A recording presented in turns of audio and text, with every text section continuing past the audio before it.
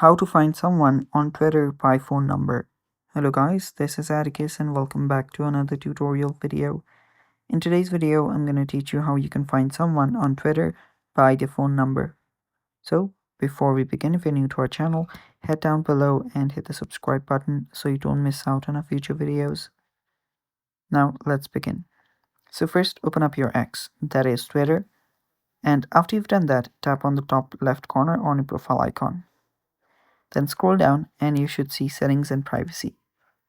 Head over to Settings and Privacy. And after you're on your Settings and Privacy, what you'll need to do is you will need to search for an option. You can head over to the search bar for that and search for Contacts. After you search for Contacts, you will see an option that says Sync Address Book and Contacts. Simply turn that button on. After you've done that, you can head over to your followings or followers and tap on the top right corner.